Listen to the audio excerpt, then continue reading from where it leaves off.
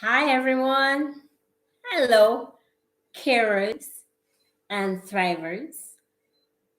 Welcome back to my channel, just for you, just for caregivers. And if we haven't met before, well, who am I? Well, I am Dr. Lana, the Dr. Lana in the stream, and I am a gerontologist. What does that mean? A gerontologist is someone who deals with all things to do with the older person, the aging person, and that's basically from, I would say, over 65 years, over 67 years, and above. I know the definition of aging has changed a bit, but that's a general what a gerontologist does. That's just me in brief. Haven't done that as haven't done that degree in gerontology. I've always had a passion and a desire for caregivers. No, caregivers, family caregivers especially, who provide the majority, the backbone, of the care for older persons, who provide and arrange so many things. Your hands are so full, you're juggling all the time. Most caregivers, according to the American Association of Retired Persons, and I'll share the link when we're finished below, has shown that caregivers make up more family caregivers, those who may live at home you may live at home with your older relative, or you may be providing and having to commute and travel or arrange medical visits and general day-to-day things for them. That's more than half. That's millions of people. And that's just United States alone. And the cost has been in the millions and almost billions of dollars in the work that you do. It's called sometimes the the largest unpaid working force. So you who sacrifice, you who have to work as well as care for a loved one who may be going through changes in their own brain, changes in their own life. Aging is a process, but sometimes it's what comes with aging, disease, chronic illnesses, non communicable diseases, frailty, memory impairment, maybe mood swings, just not the person that you knew before. And so a dear uncle or aunt that you would have depended on that taught you, that taught me, in my case with my grand, now seems like a totally different person. This person who cared for you now needs care. It is a very emotionally overwhelming um, place to be. And so for caregivers, family caregivers, fairly not, that overwhelm, the feeling as if no one's listening, no one cares, there's nobody to help us, there's no one who's listening at all, whether it be at the level of government, whether it be at the level of even your family, sometimes, sadly, the health profession. I must say, generally, except for countries who maybe you could, I don't want to be controversial, but countries who have, let's say, made provision for their older person, they have a challenge. But in other countries, especially a more modernized country, where, let's say, aging has its own stigma, no one wants to say they're aging. No one wants to acknowledge that they may need to be taking care of themselves. Age discrimination is a fact. So, age discrimination is something that an ageism, which is really what it is, that is essentially telling someone who's an older person, well, you can't manage anymore. That brings its own challenges for you as a caregiver. So, caregivers are feeling just overwhelmed, exhausted, disempowered. And this channel, I'm really excited to bring and generate a new awareness. Break from that thought of ageism. Break free from the thought that your life is over as you knew it. Your life will never be the same. You can't fulfill your own dreams. You can't take care of yourself. You have to take care of this person first. I challenge that. I challenge that in this channel. My intention for this channel is, and I really need to write it down so that I can articulate it in a way that you feel it, and I hope you feel it. Is threefold. The first is to assist caregivers with practical self-care techniques to just even if it's 5 minutes a day, 10 minutes a day, 2 minutes a day, just tips and methods and strategies that you can use to reclaim your power. So many things feel out of your hands. So many demands are there. It's from the job or it's from the person you're taking care of. And if you have children, that's another demand as well. These economic times are just what they are. More difficult. Times have just changed. They've just changed. A dollar that used to stretch this far now has to stretch this far. How do you manage?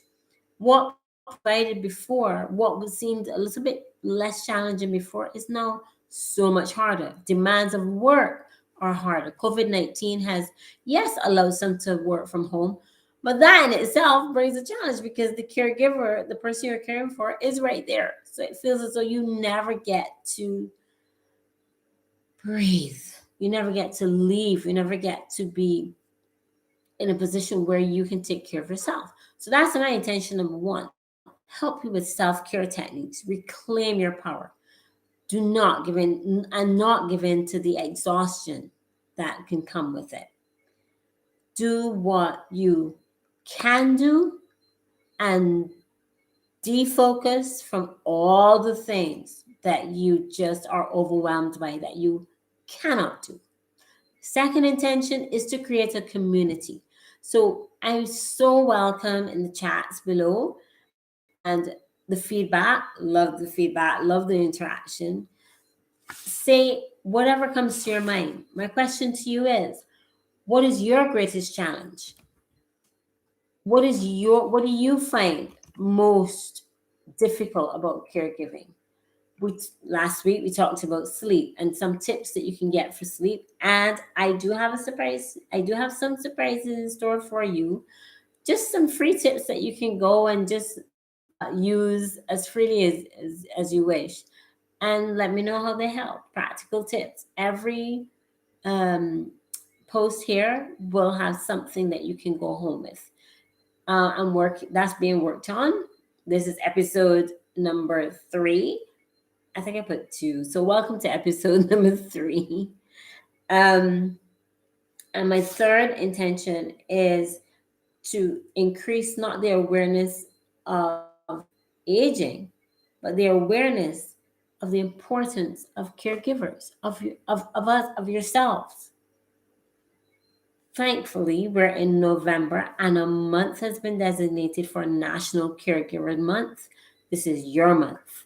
This is your month to thrive, your month to be your best self and still enjoy the labor of love, the tense times, the hard times, the difficult times, the emotional times with the person whom you've taken up the mantle for, the one you care for. Let the one you care for will be best cared for when we as caregivers put on our oxygen mask first. So that's it about me. That's my riffing. That I think that's it. What we're going to talk about today in this time that we have is 5 techniques and methods, strategies, tips, whatever you want to call them, for facial care. And I'm not talking makeup. I'm not talking um because there's some who don't wear makeup. I'm just talking about how we care for our face. And why is that important? Why is that important? How you can take care of your face, how you can develop a routine that's just maybe 3 or 5 minutes long again, so it won't take up the time. So let's dive in right into it. Now, why is skin on the face different? Is it different? It is. It is thinner. Think about it. Skin on our hands is tough, it's got work to do. Skin on our face is delicate, it is a different structure altogether.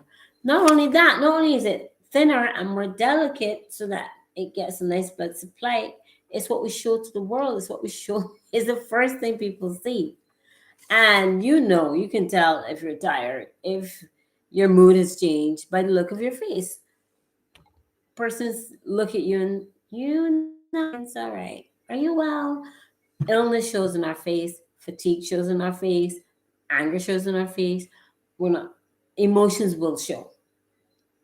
So how do you take care of not managing emotions? That's another story. But just taking care of this visage, this beautiful structure that is our face, that is thinner. It also then be, the one we show to the world, more exposed to all the elements. So wind, sun, everything. And some persons are more sensitive to other environmental changes than others. Bones, nerves, they can get affected because the skin is so close to everything. To It's so exposed to all the assaults, you could say, from the environment, from just living day to day. So what then, since skin has those challenges, what or those are the five: is thinner, is exposed, our expressions change our face and can actually cause our face to change its shape. So you've heard the expression, oh, that person's so happy. And their face always looks radiant. Or that person looks always so sad. And their face looks as if it's dragging. So let's think of working on our expression on the inside so that our face is going to look great from the outside. But there are things we can do. We can't change what we were born with. Well, that's debatable. But at any rate, we were born with this gorgeous structure here. We are needed to take care of it. If you take care of your skin, you feel more empowered. You feel confident, don't you, when you step out and you know you're taking care of your skin, you know you've taken care of yourself, you know you've done that as a priority, then there's a smile in your heart and a smile on your face, and everyone benefits. So just 5 morning, evening, and 5 morning routines. Yes, we're going to get through them. 5 tips. And the evening and morning routine suggested that we can go through today. And you tell me what your routine, I'd love to know. The routine for evening, the routine for morning. Step one, tip one, hydrate. Hydrate, hydrate. What do I mean by that? No, not just pour a whole set of water on your face. Nah, that don't make no sense. Because how are you going to go to work wet? How are you going to go to sleep soaking wet? Hydration from inside. So, water. Have 8 glasses of water. Make sure you check with your doctor or nutritionist on anything that you are concerned about or any concerns you may see in yourself. Hydration. Drink your water. Now, of course, you could tell this is tea, but I drank water today. It's night where I am. It's a little cold. So, that's going to happen. Oops, phone ringing. Just bear with me 1 second. I'm going to turn this off. Ironically, that's my reminder to keep talking to you. So, here I go. These things happen. Love the lives. Hydrate. Drink your water. Drink your water in the evening. Make sure your water bottle that you took from the morning is finished by evening time. Ensure again with your doctor that you're taking in enough water for yourself, because a hydrated skin actually looks better. It lifts, and no matter how old you are, one can tell if you can feel it, can't you? Your skin just feels dry, it feels taut, it feels itchy, it feels dry, it feels just uncomfortable. And it's also unhealthy. A healthy face is a hydrated face. So please drink your water. Step one for evening and morning routine. Step two, evening routine might come strange. When you go to sleep at night, after everything has been done, you go to sleep. What are you sleeping on? Hmm. Now, you may or may not have heard that satin is better, or certain materials, softer materials, are better for you when you go to sleep, so that it doesn't rub and cause friction and create wrinkles and dry your skin further. And that's to cover your hair, so that your hair stays okay. But what about satin pillows? That's great for lying down. Some satins are not all made equal, so we don't want you lying down and out, falling off the pillow or falling off the bed. No, we don't want you injured. But satin pillows are pillows that will not dry out the moment that you've already tried to put in. That's a fantastic tip that you can try. So drink, change it just by one pillow sham. They're not expensive. One sham that made of satin, and get you and lie on it and see how your face feels the next day. It's also a good idea to cover. This is point number three. Cover your hair with the satin as well.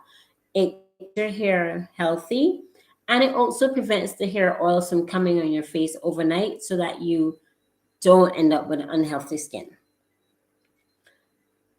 Tip number four.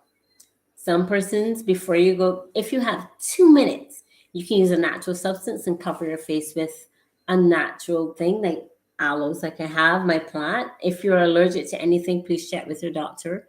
But you can use soft oils, soft creams, natural oils, and then wash them off and put on whatever moisturizer you have to do, because you want the face to go to bed with as much moisture, with as much health, with as much buffering as it can for next morning.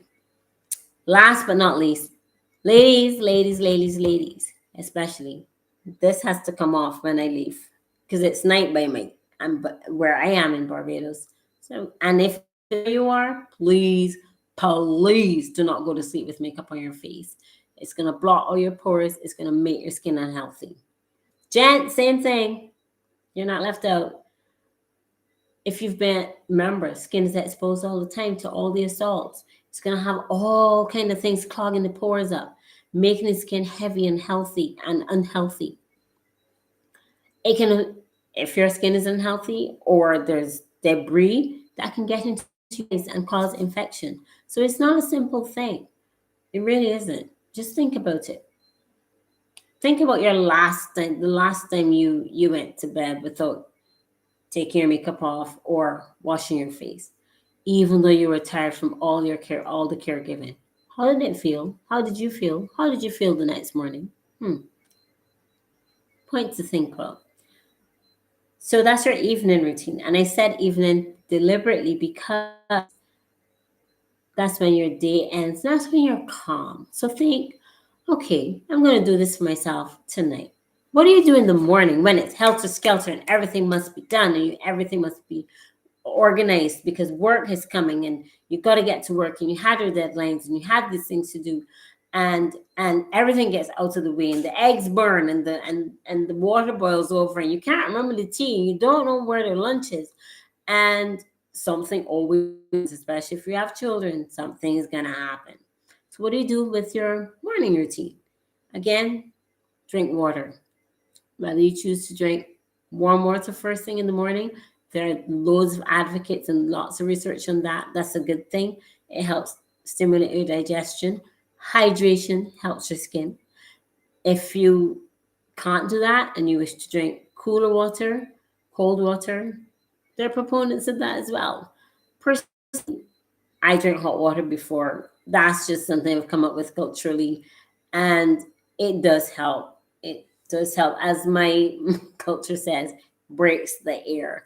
So it prepares your stomach for what's coming next, which is breakfast. And even if you don't drink breakfast, you know you've hydrated. You know you've done the best for your skin. Cold splash on mornings, after, even if it's cold, and you wash your face with warm. Put a cold splash, and that closes off the pores.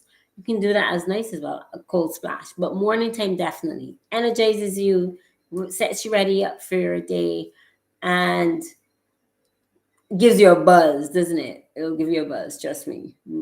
Your morning routine also, if you wear makeup or if you don't, try to be as natural as possible, not touting any beauty measures here. So the third thing you can do, whatever you use as your base, as your base first, primer first, cream first, and then any makeup you use, ensure that your what you apply with is clean, has been cleaned and sterilized according to the manufacturer's instructions, so that again, you don't block your pores and create unhealthy skin. You're going to be out for hours. Remember, your skin is taking all the assaults. So that's hydrate, cold splash, make sure your instruments are clean, and that you use your moisturizers in order. So, just to recap, face is delicate. It's the thinnest, you could say, thinnest skin area on our body. It does need extra special care. How do you do that with the time you have as a caregiver? Those things I meant, those bits of life tips that we talked about can all be done actually in 10 minutes. So challenge for today, for this week, into the next week. Write down, make a small schedule, and write in there my evening routine, my morning routine. You can go back over this video and just maybe just make your notes down and see what works, and let me know. Fill this community with love, fill this community with your tips. And until I see you next time, I'll make sure to answer all your questions. You can email me at Lana at careandthrivewithlana.com. I'm all full, I know. Don't worry. It's a work in progress. But I'll leave that as well if you have any queries.